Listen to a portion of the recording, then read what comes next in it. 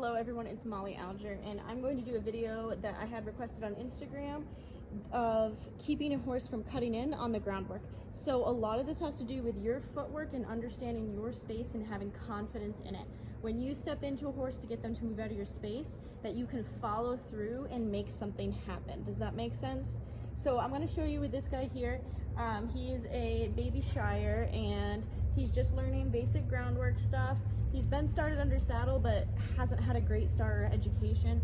So we're doing everything from the ground up, and he's not very comfortable with his feet. He wants to be up close to you. He's not as comfortable with his left side, or excuse me, his off side, which would be his right. So like he'd always rather you be on the left of him. And I'm gonna throw a quick hair tie in his mane because it kind of gets in his eyes when we're going, and if he can't see me, that's not fair to him. So not only are my hair ties for me, they're also for the horses. All right. So, oh, sorry, bud. Normally I don't have a buckle on my lead rope. With this guy, he doesn't need a lot of action or activity, so I'm not too worried about it bumping him in the chin. But basically what I'm going to show you is when you go to send a horse off, to be really conscious of your footwork and follow through with your tool or flag or wherever you have to send them in the correct direction. What everyone tends to do is they step in the incorrect direction. When I lead them off, I want to think about actually leading them. When I'm sending them, I'm leading them off sometimes, especially with babies. I gotta step in the direction I want them to go so they understand the direction we're going in. I'm saying all this now in case you can't hear me too well over here. But if I step towards this side to the right, when I want him to go to the left, as you'll see most people do, the horse starts to slowly drift in and it becomes a really bad habit very quickly. So you'll watch my footwork is either towards the horse to get them to rock back, or it's towards the direction I want them to go to help them understand this is the direction I want you to take. And then when you go to stop them and they start to cut in, you have to understand, how am I asking the horse to do this with my body? Some horses, it's a habit of being not told to do it a certain way or getting rewarded when they come close to you. For others, it's you literally are just asking them to come into you without realizing it, okay? So when I step into the horse's space, they got to become alert or pay attention or maybe back up, right? And my energy and my body language is going to dictate what the response will be. And then the training part is following through with whatever you're asking, okay? And being consistent and knowing and being confident in your cues that, you know, the aids I'm giving him is what I want him to do. So I'm going to bring him out over here and show you how I send off of them cutting in, and then how I get him to stop and rock his weight back or stop properly. Now I can do a much more in-depth video on this if I don't cover everything or you can't hear me, but we'll start with this.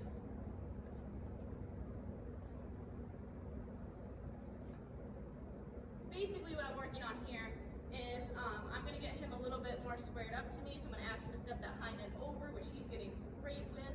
Give him a little pat there. Now I'm going to rock his weight back. Now with a horse that often cuts in, right there, I'm just going to get a little bigger, good, and then release when he gives me a step because he's still learning it. On a horse that tends to cut in, I can rock their weight back first before I send them, and that'll really assist me with a horse that's super pushy. Some horses I can get them to isolate that foot without them rocking back first, but it really helps them realize, okay, my weight needs to be back and my front end needs to be freed up if I rock them back a little bit and send them off, okay? So I'm going to rock it back a little bit more. Good, my body kind of goes like this towards him, and he should take that as a signal, and then my lead rope can just get a little rhythm to it there to get him to back up. I'm not getting super forceful at this point. I want him to understand the steps that I want before I force speed or add anything else. So I'm going to send him off to the right here, and I'm going to look at his right eye, okay? So it's sending to my right, I'm going to look at his right eye, I'm going to point, that's his signal. If his nose isn't following that, I can kind of step up here, see that?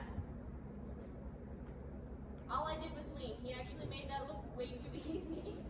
So hopefully we can get him to be a little more challenging here. Okay? I'm going to help maintain the circle. My shoulders are pointed this way. He's not pulling on me, which is awesome. Now I'm going to go ahead and stop him. I'm going to take this lead hand. I'm going to kind of point it at hip, have him disengage. See how he rocks in towards me? So I'm going to get a little bit bigger here and then relax. My posture comes up. My energy comes up. I put a little energy in this rope and then I release. Right when he gives me a step, I don't have to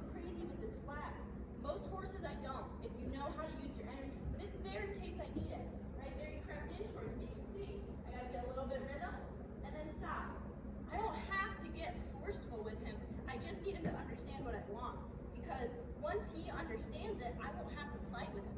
If I'm setting myself up for a fight, which I see a lot of people do and what I kind of used to do, I've already defeated myself.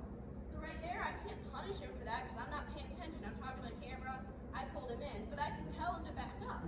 So I can say, all right, bud, why don't we back up a little bit? His head kind of goes up, but then he takes a nice step back. A lot softer. He's making progress.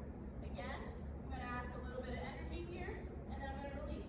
My body's giving that cue first. It's saying, all right, we need to hustle back here, bud. Then this knee rope's going, and then I'm just going to relax.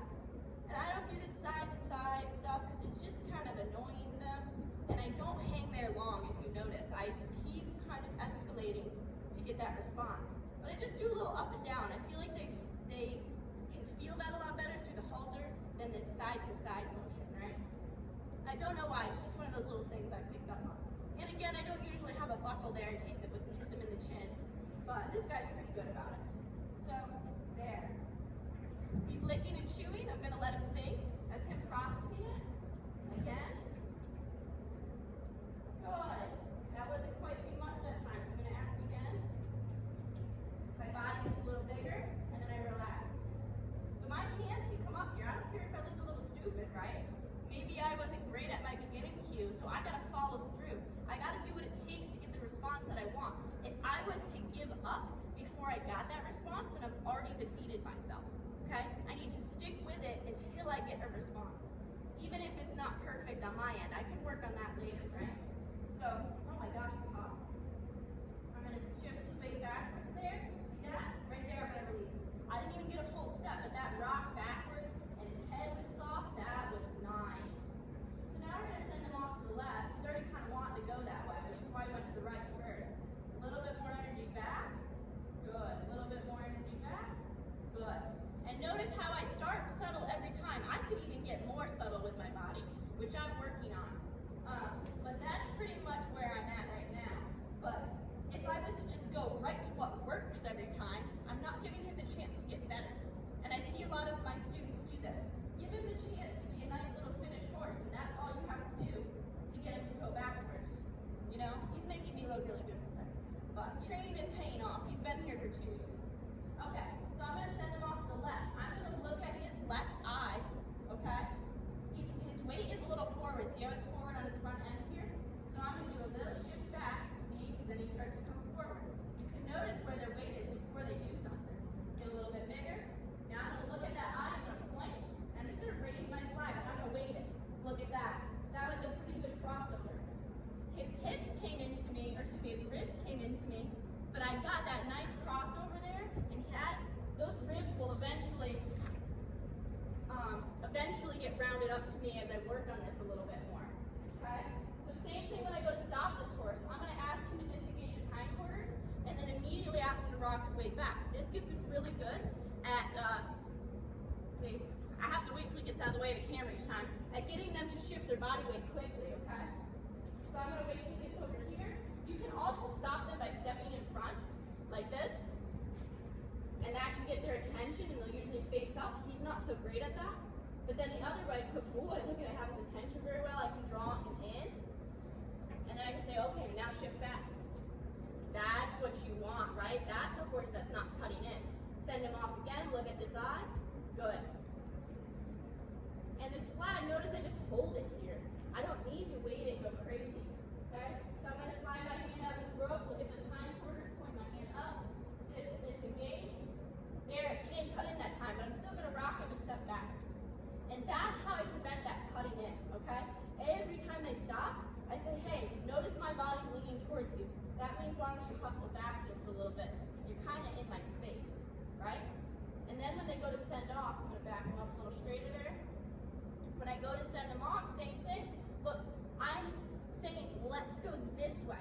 If I was to walk over here, like most people do, and send him that way, he's going to cut in. Because I just said, here's an open door. When I go like this, I'm saying, there's the open door. Notice how I'm leading you and sending you.